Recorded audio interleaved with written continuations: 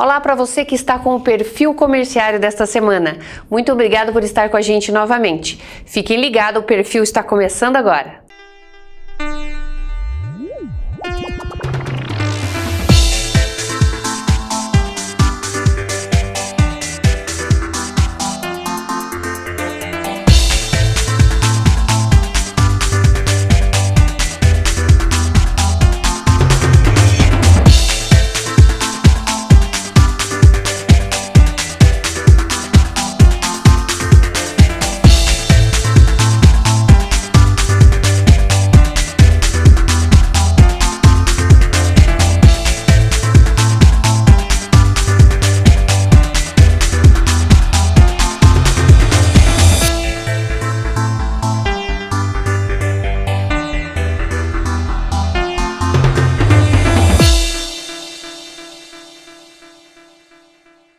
Olá, o programa Perfil Comerciário está de volta. Tudo bem com vocês? Hoje nós vamos receber em nosso estúdio o jornalista e escritor Reinaldo Galhardo. Tudo bem, Reinaldo? Tudo bem, Sandra. É um prazer estar aqui com você e para a gente poder conversar um pouquinho, né?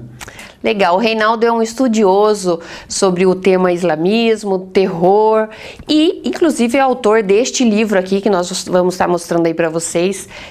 Fundamentalismo Islâmico e os seus efeitos globais, o Brasil na Rota do Terror. É um nome forte para um livro, hein, Reinaldo? Olha, bem forte, viu, Sandra? E você, né, nós que somos jornalistas sabemos que o maior desafio é pensar o título, né, de uma matéria, e aí eu ficava pensando realmente qual seria o título desse livro. E aí cheguei, né, nesse pensamento, dá um impacto muito grande, né? Já, realmente, né? A pessoa olha na capa e fala, nossa, e já causa interesse.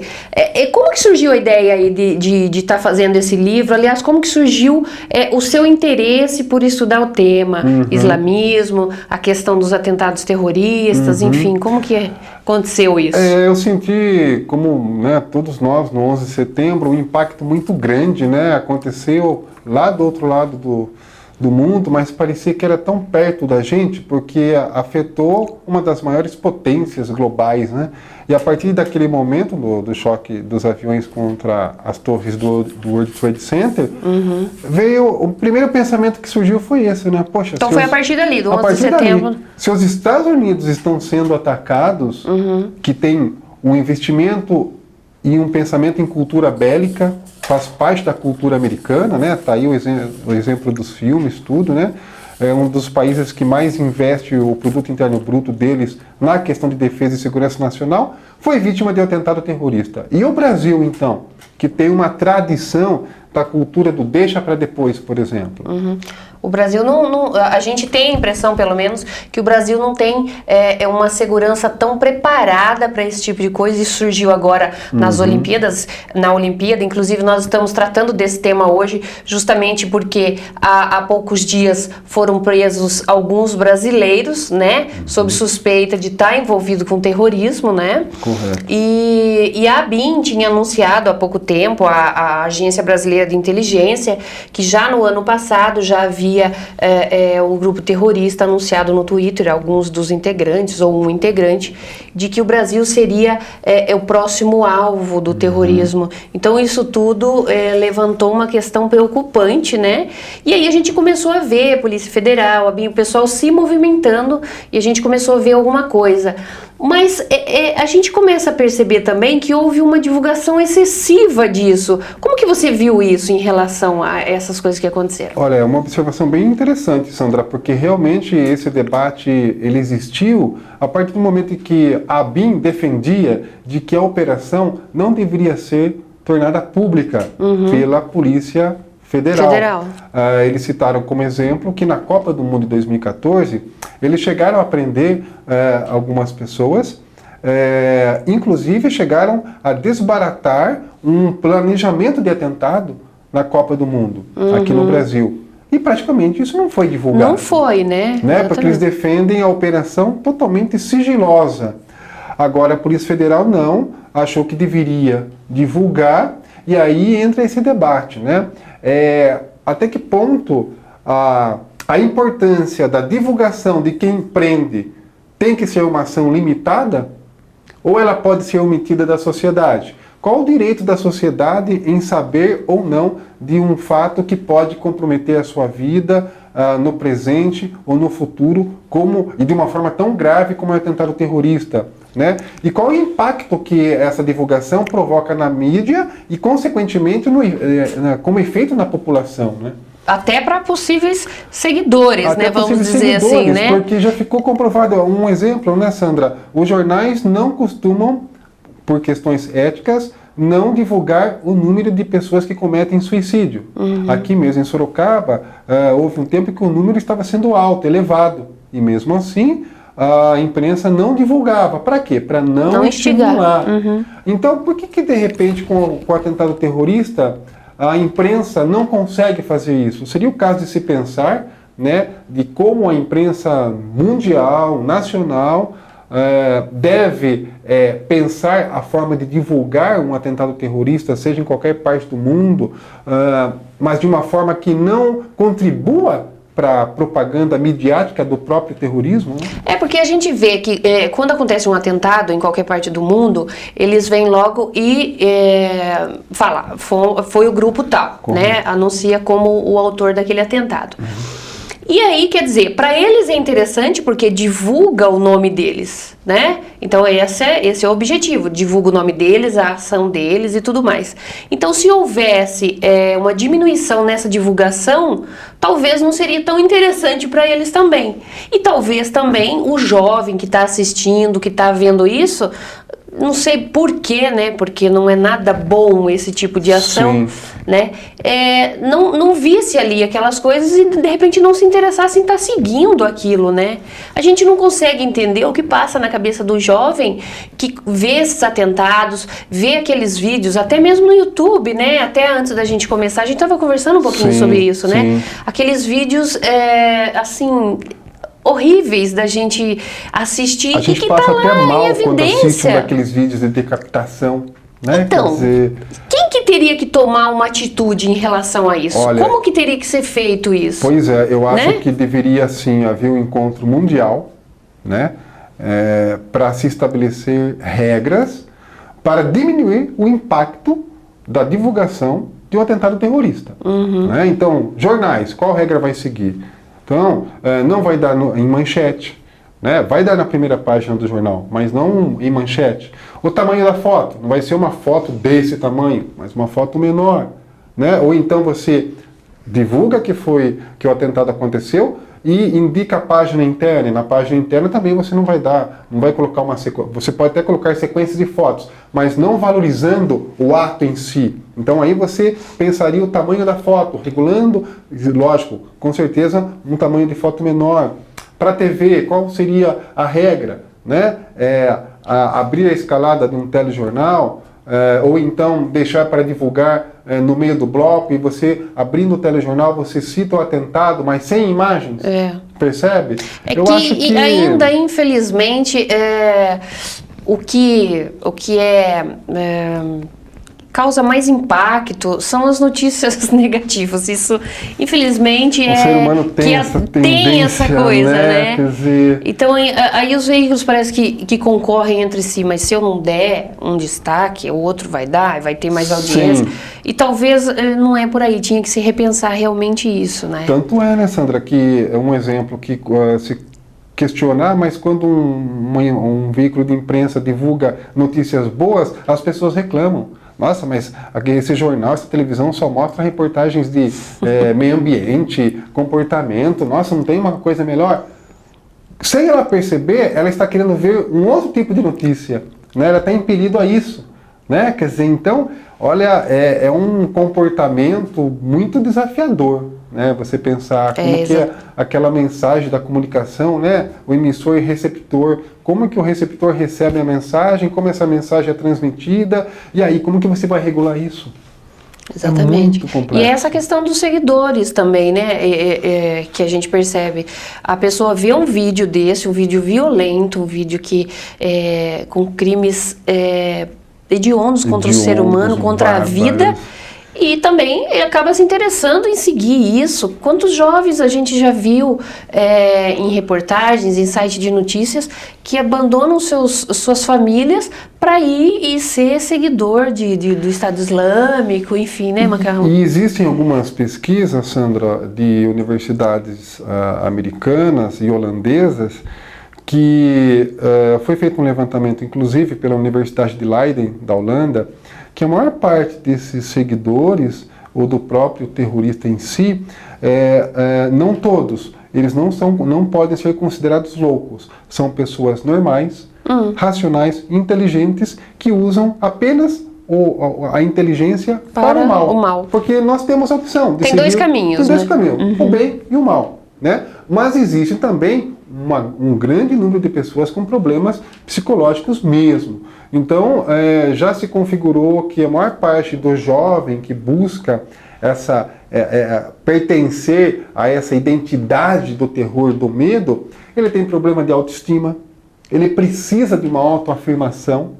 Talvez ele precise se sentir forte. Sim. E para isso, estando nesse grupo, ele vai se sentir poderoso. Sim, então, a partir de agora, isso vale para o Brasil também, viu, Sandra? Nos ambientes acadêmicos, nas faculdades, nas escolas. Ou seja, pode ver que a maior parte, os irmãos de Tsarnaev, por exemplo, que cometeram um atentado em Boston, eles não eram dos Estados Unidos, né?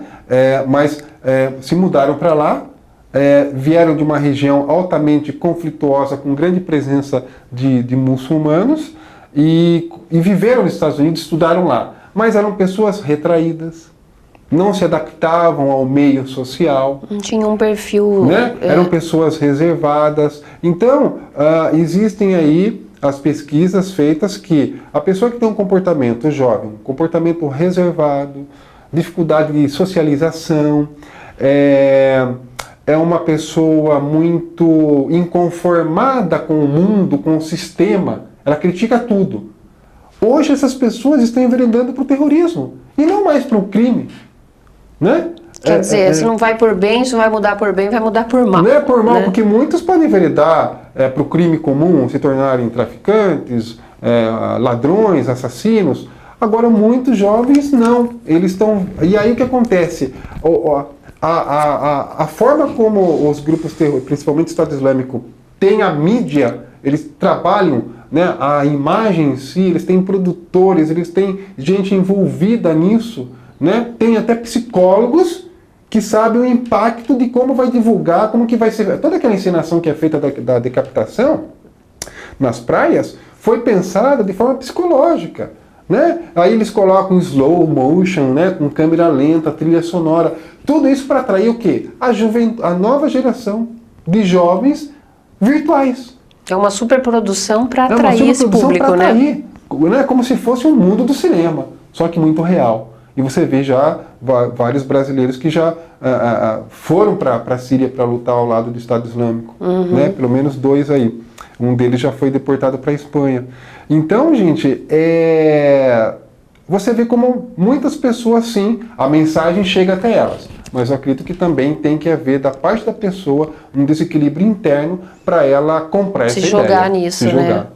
Realmente é uma situação preocupante, e que merece muita discussão. Mas voltando a essa questão do Brasil, Reinaldo, a ABIN, você falou que sempre fez questão de deixar qualquer tipo de tentativa, de ameaça oculta, não passar para a população. Isso é para não gerar preocupação, medo na população? É isso que... Será que... Porque assim, é uma medida até positiva, porque o terror, ele sobrevive não do ato que aconteceu, mas o pós-ato. Né? O pós-ato no atentado terrorista, ele é mais importante do que as vítimas fatais. Porque normalmente pode ver, o terrorismo, ele alcança um determinado número de vítimas, 500, 600, mas o número de feridos é muito maior. Então o impacto do número de feridos, né, ele vai se prolongar por semanas, meses e anos, sem dizer o caos que isso provoca. Como que você vai socorrer milhares de pessoas ao mesmo tempo nos hospitais de uma cidade? Realmente. Todos chegando ao caos, mesmo tempo. Né? Quer dizer, então, quando a ABIN defende... Eles não querem atingir somente aquele grupo, quer atingir toda uma sociedade. Toda uma sociedade. Olha, quando você for andar de ônibus, fique com medo. Quando você for andar de metrô, fique com medo, porque pode acontecer um atentado ao seu lado. Né? Então, quando a ABIN defende que uma diminuição do impacto da divulgação, ela está pensando em quê? Em não fortalecer a disseminação do medo pós um atentado. Seja se ele ocorreu em Israel, no Paquistão, no Afeganistão, nos Estados Unidos, na Europa, na Alemanha, né? E agora essa preocupação com o Brasil, porque se nós temos uma ameaça de um membro confirmada do Estado Islâmico, confirmada pela própria ABIN, sim, né? Sim. E que foi divulgado tudo, isso provocou já um impacto na sociedade brasileira. Nossa, gente.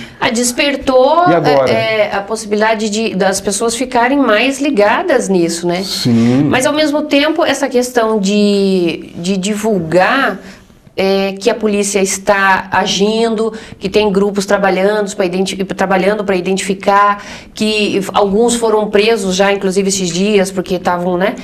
Isso também pode mostrar para a população que existe, mostrar até para possíveis adeptos do terrorismo, de que existe um país que está preparado para isso, para combater também, não é? Com certeza. Tanto que agora, Sandra, o investimento foi bem alto, né, em termos de segurança. Agora, recentemente, o presidente interino Michel Temer autorizou o envio de mais soldados para reforçar. Só que, assim, essa segurança vai perdurar enquanto acontecer a Olimpíada. Mas e depois? Né? Por quê? Todos os alvos potenciais estão sendo protegidos. Que o medo maior é nesse momento em que tem muitos países aqui que são inimigos, né? Estão aqui. Agora, depois que eles forem embora, mas nós temos uma ameaça. Então essa ameaça tem que ser levada a sério. Em que momento? Não relaxar, né? Não em relaxar. Relação a isso. Quando? Agora não é mais questão de como, mas quando vai acontecer um atentado se já fomos ameaçados. E quais são os alvos aqui no Brasil? Lógico que são alvos tradicionais, como a gente vê em outros países, né? Representações diplomáticas, como consulados, né? Locais de grande concentração. Então, uma 25 de março. Né? Exatamente. É uma parada gay, porque nós tivemos um atentado contra uma boate gay recentemente como protesto, né? Como marca do terrorismo que eles não aceitam o homossexualismo. A gente tem uma parada gay que vem gente do mundo inteiro aqui. Temos a virada do ano. Crescente, inclusive, né? A cada ano tem reunido mais pessoas. Sim. Realmente pode ser um ponto aí de... Temos a virada do ano em São Paulo, no Rio, né? Que reúne gente do Brasil todo e de fora também. De fora também. Né? A praia, o elemento praia, você viu o último atentado início que aconteceu na orla marítima da França. O que isso provoca? Poxa, mas nem na praia você está mais tranquilo. Isento disso. Né? Então o simbolismo é esse. Olha, onde você estiver, um atentado pode acontecer. Então como que as autoridades brasileiras vão ter que ver esse fenômeno por essa próxima década? Investindo em defesa, em segurança nacional, treinamento no geral, concursos públicos para aumentar o efetivo da Polícia Federal, da própria Agência Brasileira de Inteligência, porque você vai ter que formar pessoas. Mas é que nem você falou no início, que é um país mais bem preparado contra o terrorismo, igual os Estados Unidos, né? E aconteceu o que aconteceu. Então é uma coisa assim, é um inimigo oculto, você não sabe onde ele está. Sim. Né? Você não sabe onde ele está e a qualquer momento pode dar um resultado negativo. É isso aí. Bom, é um tema preocupante, né? Nós conversamos aqui com o Reinaldo Galhardo, né? Um estudioso do tema, sabe muito para estar nos passando aí. Eu gostaria de agradecer, Reinaldo, a sua participação muito valiosa e deixar as portas abertas para você estar sempre voltando ao Perfil Comerciário e conversando com a gente. Olha, eu que agradeço, viu, Sandra? É a segunda entrevista já, né? A primeira foi em fevereiro e eu agradeço muito porque... para a gente que estuda isso de uma forma muito profunda, quando a gente tem um espaço para falar com calma, a gente também procura mostrar e contribui para esclarecer a sociedade, né? Porque quando você tem pouco espaço, lógico que também não dá para você explicar por que você disse aquilo, por que você conversou.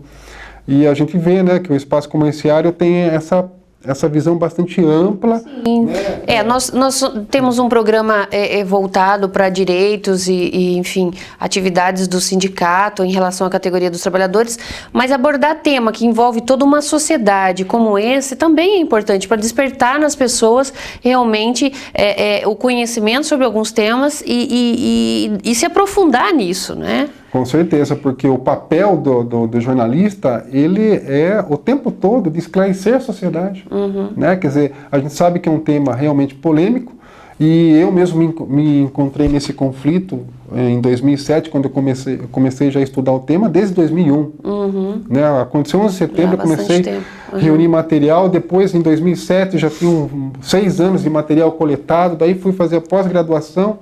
Aí junto com as ferramentas sociológicas, mais as entrevistas, e aí você vai pegando o norte. Mas eu também ficava em conflito, nossa gente, vou abordar esse tema, né? Ele é tão delicado, como que eu posso abordar esse tema, mas de uma forma que realmente seja produtivo, seja de conhecimento. Então é um desafio para a gente, porque a gente está sempre aprendendo também, né?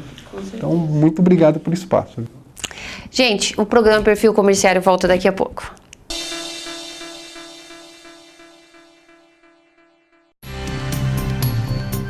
A FEComerciários, formada por 69 sindicatos filiados no estado de São Paulo, representando 2.700.000 comerciários, apresenta Momento FEComerciários. O 9º Congresso dos Advogados foi realizado em 2 dias, com início no dia 28 de julho. Cerca de 400 pessoas, entre advogados e dirigentes sindicais, participaram.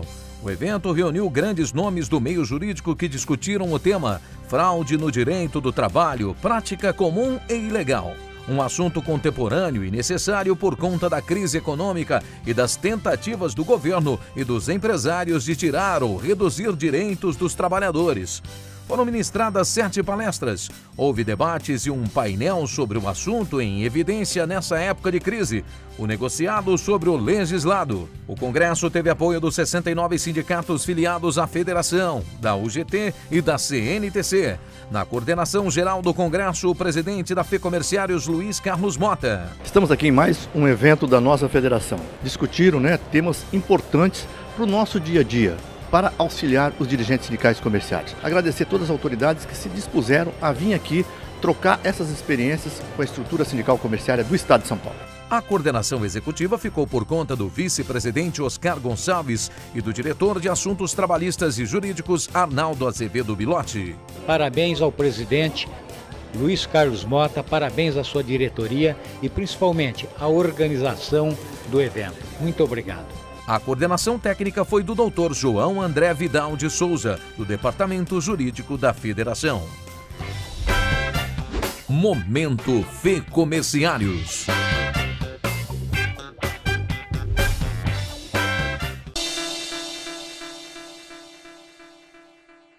Você tem dúvida jurídica? Chegou o momento do Jurídico Responde com o Dr. Carlos Leite. Acompanhe.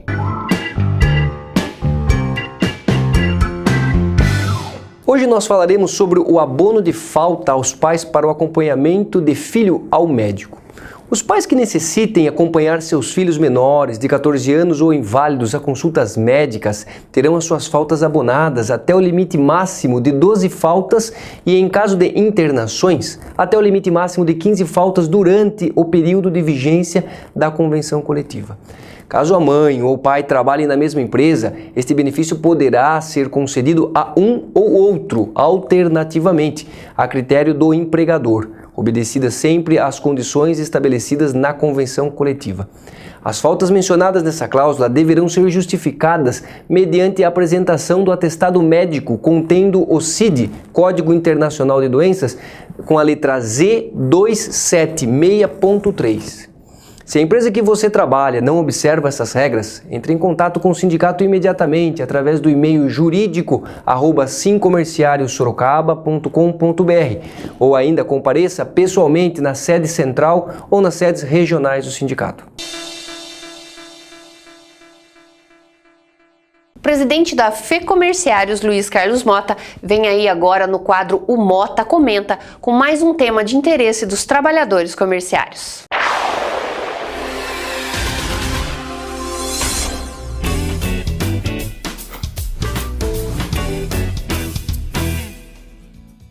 O Brasil precisa mudar de rumo e os comerciários paulistas têm colaborado muito para o país retomar o crescimento econômico. Só o fato das 12 regionais da nossa federação estarem mobilizadas contra a retirada de direitos mostra nosso posicionamento efetivo diante das crises nacionais. Além da luta pela manutenção dos direitos, esta espécie de vigília dos 69 sindicatos filiados à federação fortalece a nossa atuação por empregos e conquistas de reajustes dignos, principalmente nas campanhas salariais desse segundo semestre. O trabalhador com poder de compra aquece a economia e, assim, dá sua generosa parcela de contribuição para diminuir a recessão brasileira.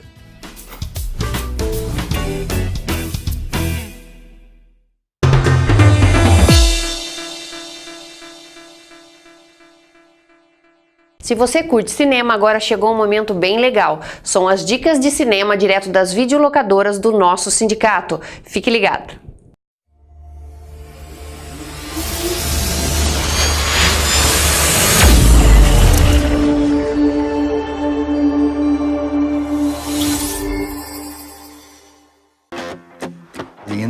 Nossa dica de cinema de hoje vai para o filme O Juiz, estrelado por Robert Downey Jr. Advogado de muito sucesso, Hank Palmer volta à cidade em que cresceu para o velório de sua mãe, que há muito não via. É recebido de forma hostil pela família e resolve ficar um pouco mais quando seu pai, veterano juiz, é apontado pela polícia como responsável pela morte de um homem que condenou a 20 anos. Mesmo não se entendendo com o pai, Hank debruça-se sobre o caso, mas os dois não conseguem conviver amigavelmente e a possibilidade de condenação aumenta a cada revelação. You and I are finally done. Oh, we're not done.